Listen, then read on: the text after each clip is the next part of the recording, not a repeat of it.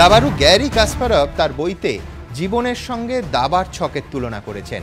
তিনি লিখছেন, যদি লড়াইয়ে থাকেন তাহলে আপনি চাইবেন একটা চালেই সব ফয়সালা হয়ে যাক, আর সেই চালটা চালবেন আপনি নিজে। রাজনীতির দাবার ছকের চালও রোজ পাল্টাচ্ছে। বিজেপি যেভাবে বিরোধী দল হিসেবে উঠে আসছে, তাতে লাল শিবির মনে করছে কাস্তেতে আবার নতুন করে শান দেয়া প্রয়োজন। সূত্রের খবর, তাই এবার রাজ্যেও বামেদের বিরোধিতার মুখ ঘাসফুলের পাশাপাশি কিছুটা ঘুরতে চলেছে পদ্মের দিকেও।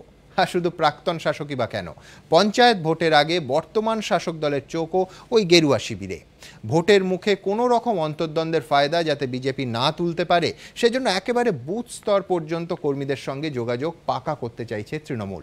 এদিন ওড়িশার মুখ্যমন্ত্রীর সঙ্গে দেখা করার পর ফের বিজেপির বিরুদ্ধে সুর চড়ালেন মমতা বন্দ্যোপাধ্যায়। সেই খবরেও আমরা চোখ রাখবো, কিন্তু তার আগে শুরুতেই দেখাবো পঞ্চায়েত ভোটের আগে বিজেপিকে রুখতে কী রণকৌশল তৃণমূল এবং সিপিএমের। 2016 সালের বিধানসভা ভোটের পর যে কটি উপনির্বাচন হয়েছে তাতে স্পষ্ট রাজ্যে ক্রমেই শক্তি বৃদ্ধি করছে বিজেপি। এই পরিস্থিতিতে তৃণমূলও যেমন বিজেপির মোকাবিলায় ঝাঁপাচ্ছে, তেমনি সিপিএমেরও লক্ষ্য বিজেপিকে আটকানো।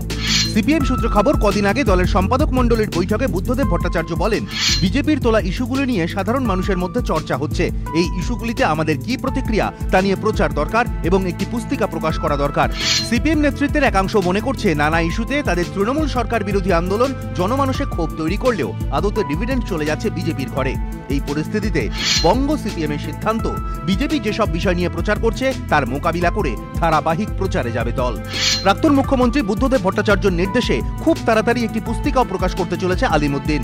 সূত্রের খবর, বিজেপির তোলা একাধিক ইস্যুর প্রসঙ্গ থাকবে ওই পুস্তিকায়। 370 ধারা, অভিন্ন দেওয়ানি বিধি, ইসলাম ধর্মাবলম্বীদের সংখ্যা বৃদ্ধি সহ বিভিন্ন বিষয়ে বিজেপি যে প্রচার করছে যুক্তি সহকারে তার পাল্টা প্রচার থাকবে এই পুস্তিকায়। সিপিএম সূত্র খবর, এই বইয়ে তৃণমূল বিরোধিতা সেভাবে থাকছে না। সিপিএম নেতৃত্ব স্বীকার করছে একের পর এক নির্বাচন থেকে স্পষ্ট বামেদের ভোট ভেঙে বিজেপির দিকে চলে যাচ্ছে। এই ক্ষয় রুখতে সিপিএম এর লক্ষ্য বিজেপি যে প্রশ্নগুলি তুলছে সেগুলিকে যথাযথভাবে মোকাবিলা করা, যার সাম্প্রতিক উদাহরণ দক্ষিণ কাঁথির উপনির্বাচন। তাই তৃণমূলকে আক্রমণের পাশাপাশি বিজেপিকেই মূল নিশানা করে কোমর বাঁধতে চলেছে আলিমুদ্দিন। প্রশাসন সূত্র খবর, আগামী বছরের জানুয়ারির মাঝামাঝি রাজ্যে পঞ্চায়েত নির্বাচন হতে পারে। সে কথা মাথায় রেখে বিজেপি বিরোধী নতুন স্লোগানও তৈরি করেছে রাজ্য সিপিএম। বুধবারই শেষ হয়েছে সিপিএম এর কেন্দ্রীয় কমিটির বৈঠক। সেখানে সিদ্ধান্ত হয়েছে গোটা দেশে বিজেপি এখন প্রধান শত্রু, তাই যে কোনো মূল্যে বিজেপিকে ঠেকাতে হবে। কেন্দ্রে বিজেপি সরকারের বিরুদ্ধে তৃতীয় বিকল্প করার ডাক দিচ্ছেন মমতা বন্দ্যোপাধ্যায়। আর অন্যদিকে গোটা দেশে তো বটেই, এ রাজ্যেও বিজেপিকে প্রধান শত্রু চিহ্নিত করে নিশানা করতে চাইছে আলিমুদ্দিন। আর এই দুয়ের জন্যই এই গোটা রাজ্যে বিষয়টাকে ইতিবাচক বলে দেখছেন বিজেপি নেতৃত্ব। বসে নেই রাজ্যের শাসক দলও। পঞ্চায়েত ভোটের প্রস্তুতিতে এতটুকুও খামতি রাখতে চাইছেন না মমতা বন্দ্যোপাধ্যায়। তৃণমূল সূত্রে খবর, 2016 সালের ভোটে রাজ্যের 72,000 বুথে যে 4-5 জন করে দলীয় কর্মী দায়িত্ব সামলেছেন তাদের নাম, ফোন নম্বর ও ঠিকানা চাওয়া হয়েছে জেলা সভাপতিদের কাছ থেকে। কারণ সূত্রের খবর, বিজেপির শক্তি বৃদ্ধির পাশাপাশি তৃণমূল নেতৃত্বের অন্যতম চিন্তার কারণ নিচু তলায় দলের গোষ্ঠী কোন্দল। তাদের আশঙ্কা, পঞ্চায়েত ভোটে টিকিট না পেলে অনেকে বিজেপির দিকে চলে যেতে পারে। সেই পরিস্থিতি এড়াতে বুথের দায়িত্ব সামলানো প্রায় 3.5 লক্ষ কর্মীর সঙ্গে এখন থেকেই যোগাযোগ তৈরি করতে চাইছে তৃণমূল শীর্ষ নেতৃত্ব। তৃণমূল সিপিএম এর এই তৎপরতাকে কটাক্ষ করেছে বিজেপি। তৃণমূলের হাতে ক্ষমতা আছে, স্বাভাবিক ক্ষমতা থাকলে ক্ষমতা চলে যাওয়ার ভয় থাকে। তার চেয়েও বেশি ভয় সিপিএমের অস্তিত্বটাই সংকটে পড়ে গেছে। অস্তিত্ব থাকলে ক্ষমতায় আসার প্রশ্ন উঠছে। মূলধন, সে কর্মী সংখ্যা, সাপোর্টার, সেই পুরোটাই আজকে শিফট হয়ে যাচ্ছে বিজেপির দিকে। অমিত শাহকে দিয়ে বিজেপিও এ রাজ্যে তাদের বুথ চলো কর্মসূচির উদ্বোধন করছে, যার প্রধান আকর্ষণ হলো খোদ মমতা বন্দ্যোপাধ্যায়ের বিধানসভা কেন্দ্র ভবানীপুরে অমিত শাহের ভোটারদের বাড়ি বাড়ি যাওয়ার সিদ্ধান্ত। বিতনু চট্টোপাধ্যায় ও দীপক ঘোষ, এবিপি আনন্দ। সিপিএম সাংসদ ঋতব্রত বন্দ্যোপাধ্যায়কে দিয়ে শুরু করব। ঋতব্রত, আমি দক্ষিণ কাঁথির উদাহরণ ইতিমধ্যেই প্রতিদিন প্রায় চর্চার মধ্যে আসে যে 9% থেকে বিজেপির ভোট 31% হয়েছে। আমি আরেকটু দক্ষিণবঙ্গ ছেড়ে উত্তরবঙ্গ আরেকটু পিছনে যাব। তমলুক লোকসভা কেন্দ্র, সেখানে আমি যদি 14 সঙ্গে তুলনা করি, তোমাদের ভোট, সিপিএমের ভোট কমেছে প্রায় 14%, 35 থেকে 21। বিজেপি বেড়েছিল, আমি নভেম্বর 2016-র কথা বলছি, 9% বেড়ে 6 থেকে 15-এ দাঁড়িয়েছিল। আরও উত্তর কোচবিহার, একদম সীমান্তবর্তী লোকসভা কেন্দ্র, সেখানে 27% ভোট কমেছিল বামেদের, 33 থেকে 6 পৌঁছে গেছিল। বিজেপি সেখানে 12% বাড়িয়ে 16 থেকে 28। যত দিন যাচ্ছে এটা তো একটা প্রবণতার চেহারা নিচ্ছে। আপনি গ্যারি কাসপারভ দিয়ে শুরু করলেন তো, গ্যারি কাসপারভের সব থেকে বিখ্যাত প্রতিদ্বন্দ্বী হচ্ছে আনাতোলি কার্পভ।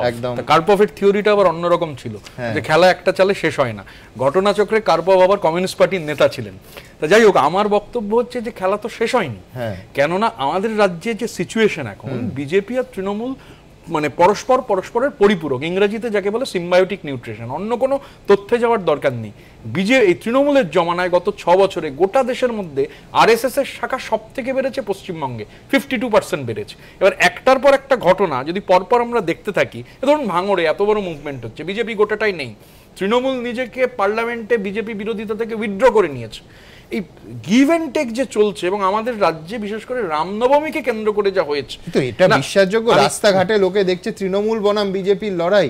না তৃণমূল একেবারে তৃণমূল বিজেপির লড়াইয়ের চেহারাটা এমনই যে আমরা যারা এমপি, পার্লামেন্টের বিভিন্ন কমিটির মেম্বার, এবার আমিও একটা কমিটির মেম্বার, দুটো কমিটির মেম্বার, সে কমিটির মিটিং হয় প্রায় প্রতি মাসেই হয়। তখন পার্লামেন্টের এথিক্স কমিটি রেকর্ড করে ফেলেছে 52 সালের পর থেকে আজ অব্দি এমন কোনো কমিটি পার্লামেন্টে নেই যে 1 বছরে একবারও মিট করেনি। যখনই মিটিং এর কথা আসছে শোনা যাচ্ছে যে লালকৃষ্ণ আদবানি এখন আবার সেই বাবরির ব্যাপারটাতেও তার বিরুদ্ধে হবে, উনি অসুস্থ হয়ে যাচ্ছেন। এখন এই যে বোঝাপড়া বা এই যে প্রধানমন্ত্রীর সঙ্গে দেখা করলেন, আমি অন্য কিছু বলছি না, নারদা নিয়ে যে এই যে নারদা কাণ্ড, উনি গেলেন, প্রধানমন্ত্রীর সাথে দেখা হলো, এবং আমি অন্য কিছু না, এগুলো দেখুন সব আপনাদের কাছে ফুটেজ আছে। আমি কেন এটা বলছি না, আজও বিজু পুত্র নবীন পট্টনায়কের সঙ্গে দেখা করেছেন, বেরিয়ে নবীন রাজনৈতিক আলোচনা হয়ে অস্বীকার করেছেন। একটা কথা বলি, উনি এই যে নবীন পট্টনায়কের কাছে গেছিলেন, এখন উনি উড়িষ্যা কেন গেছিলেন? বিনিয়োগ আনতে, কর্মসংস্থান তৈরি করতে, শিল্প আনতে, তা নয়, উনি হ্রদ দেখতে এবং কলা বেচতে গেছিলেন। তো হ্রদ দেখা হয়েছে, কলাটা বেচেছেন কিনা, কলা বেচা হয়েছে কিনা কেউ জানে না। উনি একজন গেছিলেন, ওনার পার্টির একজন এমপি, তিনি জেলের মধ্যে রয়েছেন, মানে বকলমে হাসপাতালে রয়েছেন, তাকে সান্ত্বনা দিতে গেছিলেন। এই যে সান্ত্বনার কথাটা, একটা জিনিস আপনি ভালো করে দেখুন, সিবিআই চার্জশিট দিয়েছে, এফআইআর করেছে, যাদের নামে এফআইআর করেছে তারা সব জনপ্রতিনিধি, মানে এডিটেড ভার্সনে 1 ডজন প্লাস 1, মানে মির্জাকে ধরলে 1 ডজন প্লাস 1 হচ্ছে। এবার এরা যাদের নামে এডিটেড ভার্সনে যাদের দেখা যাচ্ছে, আনএডিটেডে কি আছে আমি জানি না। এবার উনি কি বলছেন এদের সম্পর্কে টালাতে, আপনার এখানেই তো আলোচনা হয়েছে, আমরাও করেছি টালাতে, আমি এক সেকেন্ড টালাতে উনি বলেছিলেন যে আমি জানলে এদের টিকিটই দিতাম না। তা যাদের টিকিট দিতেন না এখন বলছেন তারা রাজনৈতিক ষড়যন্ত্রে ফেসে গেছে, আর তাদের বড় ভয় দিচ্ছেন, আশ্বাস দিচ্ছেন। তাহলে কি এটা প্রধানমন্ত্রীর সঙ্গে যে দেখা করলেন সেই মিটিং এর আফটার এফেক্ট, যে এফআইআর কিছু হবে না? ব্যাংক অফ ইন্ডিয়ার সামনে বহুবাজারে টালাতে নয় অবশ্য না। সুমন বাবু, হ্যাঁ, যেটা আমার বক্তব্য যে সিপিএম এর সমস্যাটা হচ্ছে যে এই মুহূর্তে লড়াইটা কার সঙ্গে? তৃণমূল কংগ্রেসকে প্রধানত তারা টার্গেট করবে না বিজেপিকে টার্গেট করবে? এবং 2014 থেকে আপনি ধারাবাহিকভাবে যদি দেখেন, সিপিএম এর মূল টার্গেট কিন্তু তৃণমূল কংগ্রেস। অর্থাৎ যেহেতু তারা তৃণমূল কংগ্রেসের কাছে পরাজিত হয়েছে, তার ফলে কিন্তু বারবার তারা টার্গেট করেছে তৃণমূল কংগ্রেসকে, এবং যার ফলে দেখবেন যে ধারাবাহিকভাবে সিপিএম এর যে সংগঠন এবং তার যে ভোট ব্যাংকের যে হ্রাস, তার পেছনে কিন্তু একটা গুরুত্বপূর্ণ কারণ রয়েছে ওই জায়গায়। এবং আপনি যদি খুব পরিষ্কার করে ভাবেন, তাহলে এই যে দক্ষিণ কাঁথির কথা আপনি উল্লেখ করলেন, একেবারে সরাসরি কাদের সংগঠনটা ভাঙছে?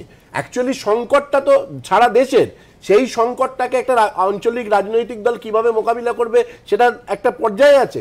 আপনি কোটা 22% ভোট আপনি সিপিএম থেকে, পরিষ্কার বামফ্রন্ট থেকে সেটা ট্রান্সফার হয়েছে বিজেপি। বিমান বসু বলেছেন, যেটা সংকটের বড় জায়গা সেটা হচ্ছে যে আগামী দিনে এই আঞ্চলিক দলগুলোর অস্তিত্ব থাকবে কিনা, যুক্তরাষ্ট্রীয় কাঠামোটা থাকবে কিনা, আগামী দিনে ধর্মনিরপেক্ষতা থাকবে না, এই নিয়ে যে সোচ্চার যে লড়াইটা তৃণমূল কংগ্রেস মমতা বন্দ্যোপাধ্যায়ের নেতৃত্বে করছে, তার 1% সিপিএম করছে না। বরঞ্চ আমি এটা বলবো যে বিজেপির এই দক্ষিণ কাঁথির বৃদ্ধিটা, এটা বরঞ্চ তাদের শীত ঘুম ভাঙিয়ে আবার নতুন করে রাস্তায় নামিয়েছে। এই যে স্বাভাবিকভাবে সিপিএম এর সঙ্গে মানুষের এই যে তাদের দূরত্বটা তৈরি হয়েছিল একটা জায়গা, সেটা কিন্তু এমনি রাজনৈতিক সমীকরণের দিক থেকে দেখলে সেটা শাসক দলের পক্ষে মঙ্গল। শাসক দল দেখুন আগামী দিনে বিরোধী ভোট ভাগাভাগি হলে সবসময় গোটা দেশ যদি সংকটের সম্মুখীন হয়, তাহলে শুধু একটা শাসক দল সেক্ষেত্রে গুরুত্বপূর্ণ নয়।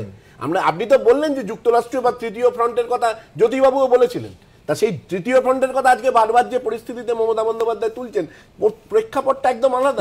তৃতীয় ফ্রন্ট এবং যুক্তরাষ্ট্রীয় কাঠামো বারবার যে ইস্যুটা মমতা বন্দ্যোপাধ্যায় তুলছেন, আজকে নবীন পট্টনায়কের সঙ্গে বৈঠকের পরও সেই দিকে ইঙ্গিত মমতা বন্দ্যোপাধ্যায়ের। जिधर में उसका नेतृत्व नहीं है और जिसमें उसका नेतृत्व है, वो अगर इधर में डिस्टर्ब करेगा तो हम क्या छोड़ देगा? हम भी उसका जिधर में है उधर में जाएंगे, हो जाएगा। आपको गिव एंड टेक। পুরীতে দাঁড়িয়ে হুঁশিয়ারি দিয়েছিলেন, আর এর 24 ঘন্টার মধ্যে ভুবনেশ্বরে তার ক্ষেত্র প্রস্তুত করার কাজটা শুরু করে দিলেন মমতা বন্দ্যোপাধ্যায়। ওড়িশার মুখ্যমন্ত্রীকে পাশে নিয়েই বললেন আঞ্চলিক দলগুলি বিজেপিকে মোকাবিলা করতে সক্ষম। I don't believe they are the threat because regional party is enough to tackle them.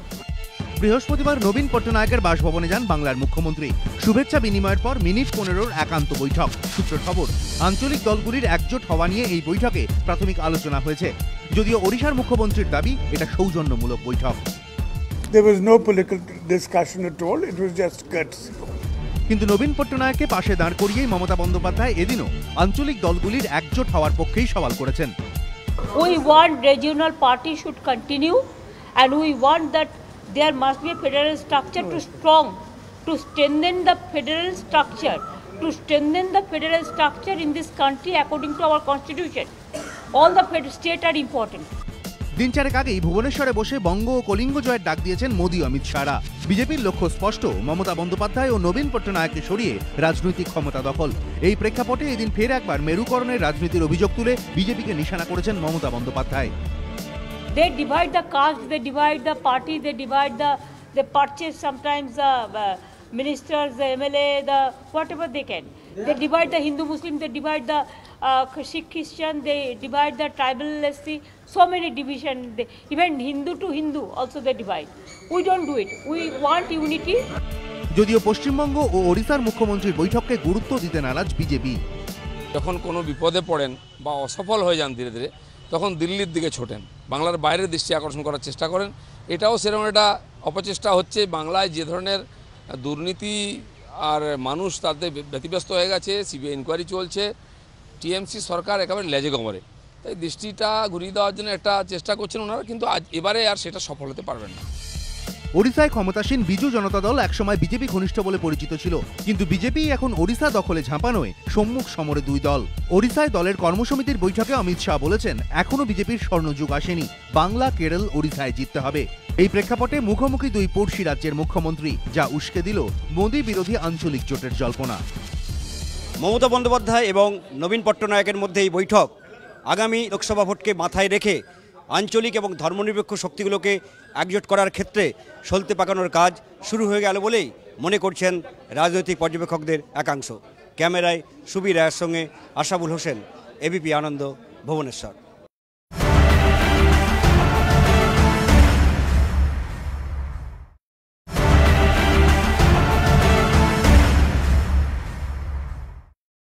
শান্তবাবু, নিঃসন্দেহে আপনি ঋতব্রতর ওই অভিযোগে জবাব দিতে চাইবেন যে বিজেপি এবং তৃণমূল কংগ্রেসের আন্ডারস্ট্যান্ডিং, আমি সেদিকে পরে আসব। আমার প্রথম প্রশ্ন যে তৃণমূল কংগ্রেসেও প্রচুর গোষ্ঠীদ্বন্দ্বর ফল দুবেলা এবিপি আনন্দে দেখানো হয়, কিন্তু এই সমস্ত কিছু সূত্রপাত ক্ষমতায় আসার পর আপনারা এখনও ক্ষমতায় তো দূরের কথা, সরকারিভাবে বিরোধী দলও নয়। গত 48 ঘন্টায় শুধুমাত্র রাজ্য বিজেপির ক্ষেত্রে এত অন্তর্দ্বন্দ্বের ছবি। বারাসাতে আপনার দলের দুটো গোষ্ঠী তারা একেবারে ডিএম অফিস চত্বরে হাতাহাতি হলো। কাল স্মৃতি ইরানি বেরিয়ে যাওয়ার পর অসওয়াল ভবনে মারপিট। আজকে আবার তার রেস ধরে 5 জন আহত, এনআরএসে চিকিৎসা করাতে হলো এবং এক গোষ্ঠী আরেক গোষ্ঠীর নামে পুলিশ থানায় গিয়ে কমপ্লেন করলো। বাগমারিতে মারপিট। আমি বলছি যে বেনজল কাকে বলে ঋতব্রতরা খুব ভালো করে জানে। বিজেপির কি সেই সমস্যা বাড়ছে ক্রমশ দল বড় হওয়ার সঙ্গে সঙ্গে? কিছু তো বাড়ছেই, কারণ প্রত্যেক দিন হাজার হাজার লোক বিজেপিতে যোগদান করছেন। সবাই যে ভারতীয় জনতা পার্টির আদর্শ উদ্বুদ্ধ হয়ে যোগদান করছেন এমনও নয়। আমার টিভির সামনে কথা স্বীকার করতে কোনো বাধ্যবাধকতা নেই যে গত 3 মাস 4 মাস বা 6 মাসে দল এত বড় হয়ে গেছে যে কখনো কখনো একে নিয়ন্ত্রণ করাটা কঠিন হচ্ছে। কিন্তু আমরা সতর্ক আছি, এই যে ঘটনাগুলো ঘটছে আমরা নজর রাখছি। যারা এই ধরনের ঘটনা ঘটাচ্ছে তারা পার্টির লোক নয়, তাদের বিরুদ্ধে পার্টি ব্যবস্থা নেবে। তারা হতে পারে পার্টির ঝান্ডা নিয়ে পার্টির বা বিজেপির কার্যকর্তার ছদ্মবেশে এসে পার্টির ক্ষতি সাধন করতে চাইছে। আপনি নিশ্চিন্ত থাকুন, আপনাদের বিরুদ্ধে কঠোরতম ব্যবস্থা। আমি দ্রুত একবার এই অন্তর্দ্বন্দ্বের ছবি যা প্রকাশ্যে এসেছে দেখাবো ঘটনাগুলো।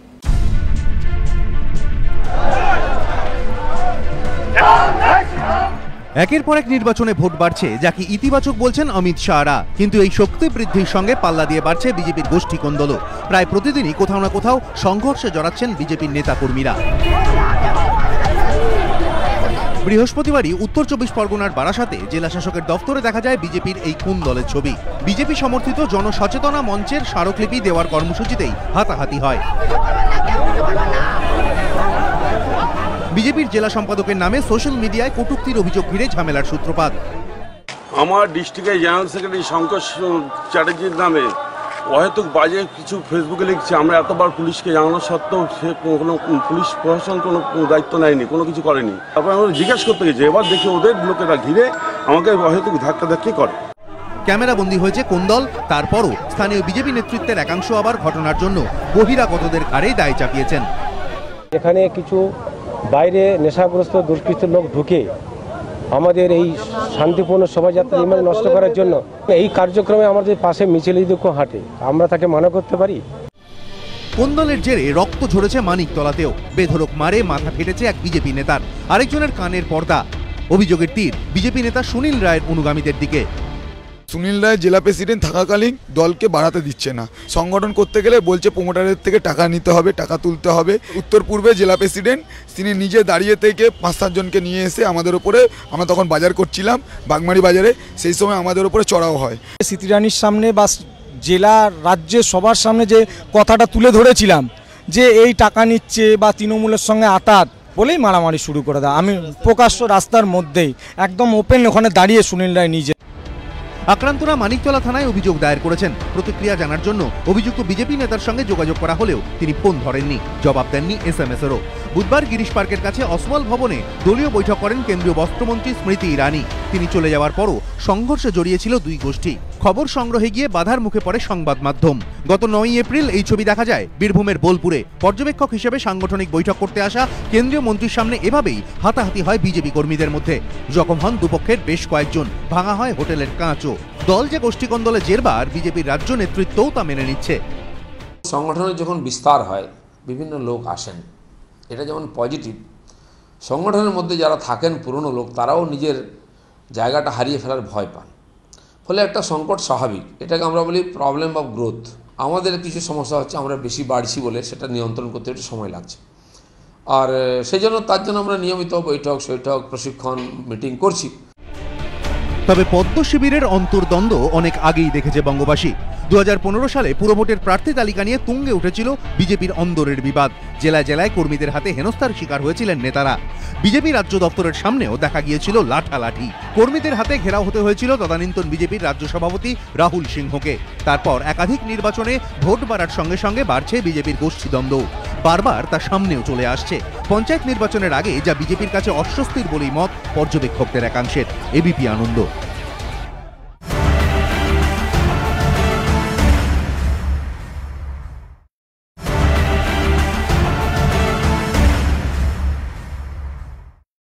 শান্তবাবু, নিঃসন্দেহে আপনি ঋতব্রতর ওই অভিযোগে জবাব দিতে চাইবেন যে বিজেপি এবং তৃণমূল কংগ্রেসের আন্ডারস্ট্যান্ডিং। আমি সেদিকে পরে আসবো।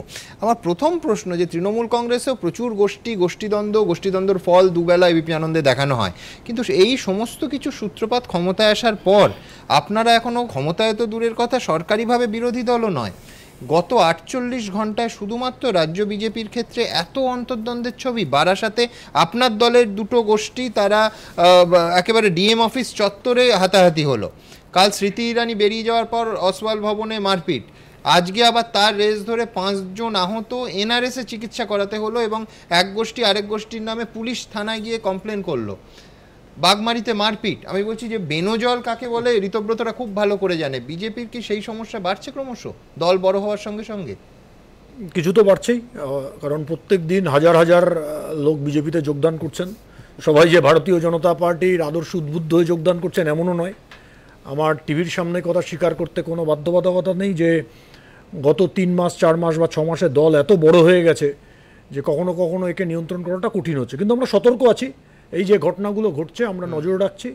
যারা এই ধরনের ঘটনা ঘটাচ্ছে তারা পার্টির লোক নয়, তাদের বিরুদ্ধে পার্টি ব্যবস্থা নেবে। তারা হতে পারে পার্টির ঝান্ডা নিয়ে পার্টির বা বিজেপির কার্যকর্তার ছদ্মবেশে এসে পার্টির ক্ষতি সাধন করতে চাইছে। আপনি নিশ্চিন্ত থাকুন, আপনাদের বিরুদ্ধে কঠোরতম ব্যবস্থা। আমি দ্রুত একবার এই অন্তর্দ্বন্দ্বের ছবি যা প্রকাশ্যে এসেছে দেখাবো ঘটনাগুলো।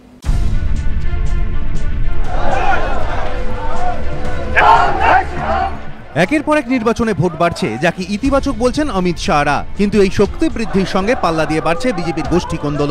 প্রায় প্রতিদিনই কোথাও না কোথাও সংঘর্ষে জড়াচ্ছেন বিজেপির নেতা কর্মীরা। বৃহস্পতিবারই উত্তর 24 পরগনার বারাসাতে জেলা শাসকের দফতরে দেখা যায় বিজেপির এই কোন দলের ছবি। বিজেপি সমর্থিত জনসচেতনা মঞ্চের স্মারকলিপি দেওয়ার কর্মসূচিতেই হাতাহাতি হয়। বিজেপির জেলা সম্পাদকের নামে সোশ্যাল মিডিয়ায় কটূক্তির অভিযোগ ঘিরে ঝামেলার সূত্রপাত।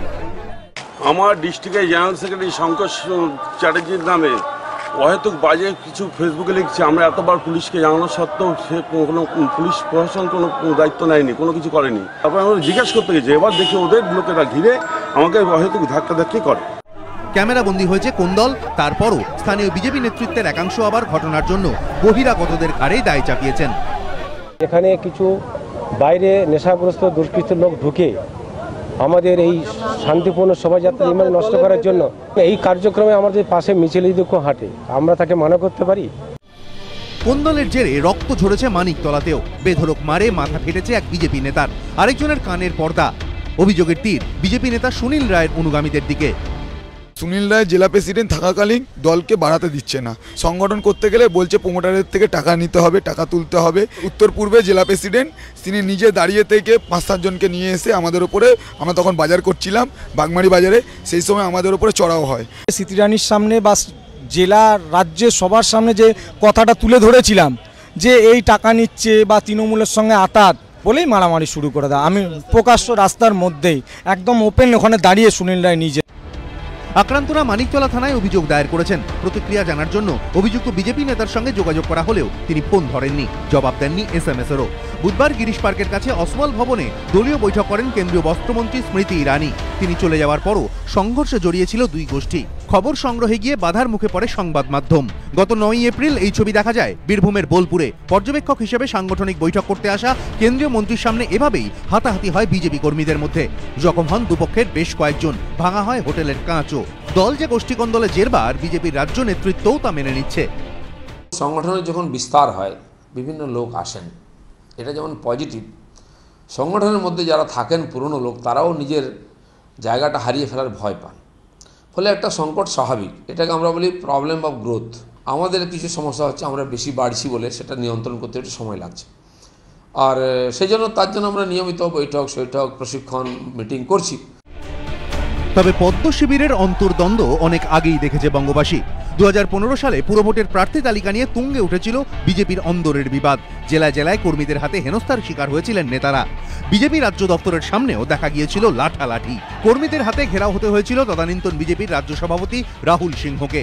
তারপর একাধিক নির্বাচনে ভোট বাড়ার সঙ্গে সঙ্গে বাড়ছে বিজেপির গোষ্ঠীদ্বন্দ্ব। বারবার তা সামনেও চলে আসছে। পঞ্চায়েত নির্বাচনের আগে যা বিজেপির কাছে অস্বস্তির বলেই মত পর্যবেক্ষকদের একাংশের। এবিপি আনন্দ।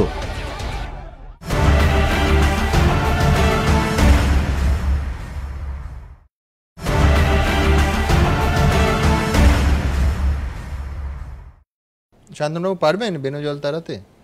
আমরা অবশ্যই ব্যবস্থা নেব। কিছু ঘটনা ঘটেছে, কিছু তৃণমূলের লোকজন বিজেপির মধ্যে নিজেদের এজেন্টকে ঢুকিয়ে দেওয়ার চেষ্টা করছে। আপনার সভাপতি লক্ষণ সেটকে নিজের একদম চিন্তা করবেন না, একদম চিন্তা করবেন না। বিভিন্ন জেলায় তৃণমূল যে যে কাণ্ড করে বেড়াচ্ছে, তৃণমূলের নেতারা মারপিট করতে গিয়ে আপনারা তৃণমূলের নেতারা অন্য নেতাকে খুন করে দিচ্ছে, খুন করে দিচ্ছে অন্য নেতাদের। তৃণমূলের কাছে পৃথিবীতে কখনো তৃণমূলের মতো গোষ্ঠীদ্বন্দ্ব পৃথিবীর কোথাও নেই। তৃণমূলের কারণে আইন শৃঙ্খলার বেনজল নির্দ্বিধায় পার্টিতে ঢোকাতে শুরু করে। একদম চিন্তা করবেন না, তৃণমূলের গোষ্ঠীদ্বন্দ্বের কারণে সাধারণ মানুষের নিরাপত্তা বিঘ্নিত হচ্ছে কলেজগুলোতে। আরে সারা দেশের মানুষের নিরাপত্তা বিঘ্নিত হচ্ছে। আন্তর্জাতিক প্রেক্ষাপটে ভারতের আপনাদের এই বলার খেয়াল করা উচিত। আপনাদের সমস্ত আজকে ধর্মীয় অসহিষ্ণুতার দিক থেকে আমরা 4 নম্বরে চলে গেছি। বাইরের যে চলছে না, যেটা ঋতব্রতবাবু বাবু, আমি আপনাদের প্রতিবেদনেই দেখলাম বিজেপির বিরুদ্ধেই সব পুস্তিকায় বলা থাকবে, তৃণমূলের বিরুদ্ধে কিছু বলা থাকবে। আদবানিজি মিটিংটা পরিষ্কার হয়ে গেল। সীতারাম ইয়েচুরি বা ঋতব্রতবাবুরা ডাক দিচ্ছেন নরেন্দ্র মোদীর বিরুদ্ধে মহাজোট করতে হবে। আরে ভোট, সেই মহাজোটে মমতা ব্যানার্জি থাকবেন কি থাকবেন না? মোদীর বিরুদ্ধে মহাজোটে মমতা ব্যানার্জি থাকবেন কি থাকবেন, ওনারা নেবেন কি নেবেন না, এটা সিপিএম কে ক্লারিফাই করতে হবে। আচ্ছা, আমি তো আগে জিজ্ঞাসা করেছি। আমি এই যে দিলীপ বাবুকে দেখলাম এখানে, দিলীপবাবু তো ভোটে জিতেছেন, বিধানসভায় জিতেছেন, এবং এই যে তরোয়াল হাতে দৌড়াদৌড়ি, দিলীপবাবু বলেছেন আবার তরোয়াল নেবেন, এই যে রামনবমীর মিছিল হলো, গোটা রাজ্যে যারা তরোয়াল নিয়ে ঘুরেছে মমতা ব্যানার্জির সরকার তাদের বিরুদ্ধে কিছু করেনি। এখন এই দিলীপবাবু কে? দিলীপবাবু এক মিনিট,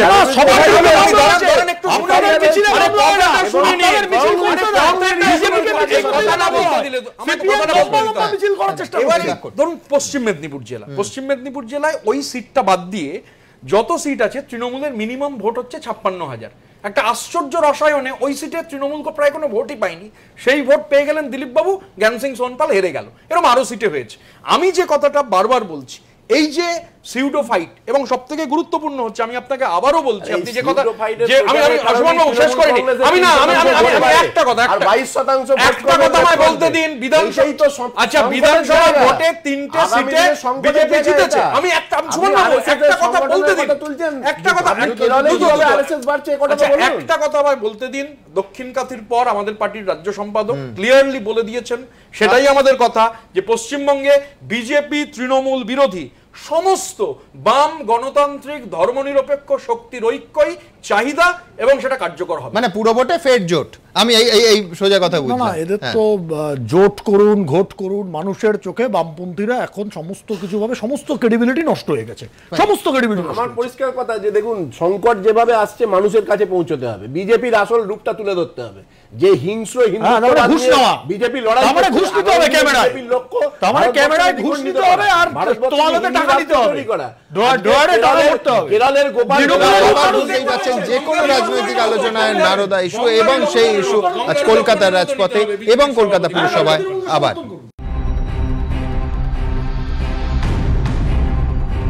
নারদকাণ্ডে সিবিআই এর এফআইআর রাজ্য রাজনীতির পারদ চড়িয়েছে। বৃহস্পতিবার ফের তার আঁচ পড়ল কলকাতা পুরসভায়। পুরসভার ভেতরে, পুরসভার বাইরে আছড়ে পড়ল বিরোধীদের ক্ষোভ। নারদকাণ্ডে সিবিআই যে এফআইআর দায়ের করেছে তার মধ্যে নাম রয়েছে মেয়র শোভন চট্টোপাধ্যায় এবং ডেপুটি মেয়র ইকবাল আহমেদের। এদিন ছিল পুরসভার মাসিক অধিবেশন। আগেই অধিবেশন কক্ষে ক্যামেরা নিয়ে ঢোকায় নিষেধাজ্ঞা জারি করা হয়েছিল। নারদকাণ্ডকে সামনে রেখে অধিবেশনের শুরুতেই মেয়র ও ডেপুটি মেয়রের পদত্যাগের দাবিতে সরব হয় বিরোধীরা। একদিকে বাম কংগ্রেস, আরেকদিকে বিজেপি। প্রতীকী হিসেবে এক সিপিএম কাউন্সিলর বাঁশি ও লাল কার্ড নিয়ে বিক্ষোভ দেখান। আসরে নামেন তৃণমূল কাউন্সিলররাও। শুরু হয় ধাক্কাধাক্কি, এরপরই ওয়াকআউট করেন বিরোধীরা। মেয়রের ঘরের সামনে বিক্ষোভ দেখানোর পর পুরসভা চত্বরে মিছিল করে বাম কংগ্রেস। মাননীয় মুখ্যমন্ত্রী পশ্চিমবাংলার সততার প্রতীক, তিনি বঙ্গারু লক্ষণে দুর্নীতির জন্য পদত্যাগ করেছিলেন। কেন তিনি তার দলের এই রকম ঘটনাকে তিনি কেন স্টেপ নিয়ে বলছেন না যে পদত্যাগ করে প্রমাণিত করো তুমি দুর্নীতিগ্রস্ত নয়?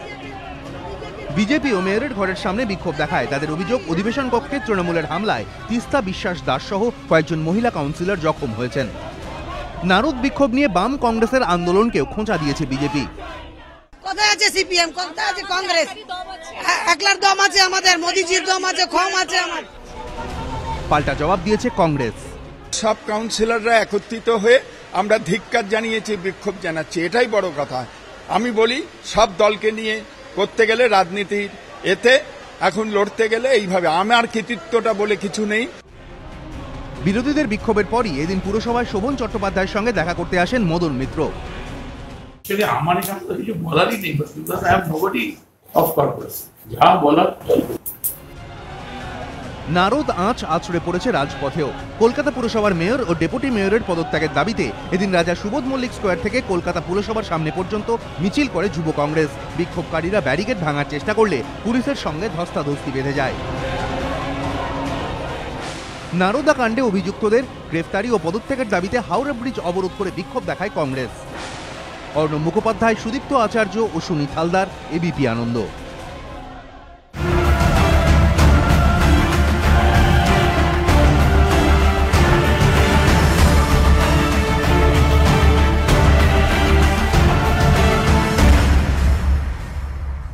নিবেদন করছে আধুনিক টিএমটি বার্স, ভরসা হমেশা, Oshea herbals, Phytogen hair oil and vitaliser, gain hair naturally, NIPS school of hotel management, eastern India's number 1, partner by Vivekananda hospital Durgapur. আমরা জানি জীবনের মূল্য। Dharitri university adjacent to new town Kolkata, flat শুধুমাত্র 6,90,000 এ। Raja sugar free Marie nutritious biscuit, চিনি ছাড়া fibre ভরা একদম সত্যি। United Bank of India, the bank that begins with you. Sigma everyday গুঁড়ো মশলা, জাদু এমন ঠিক যেন ঠাম্মার মতন।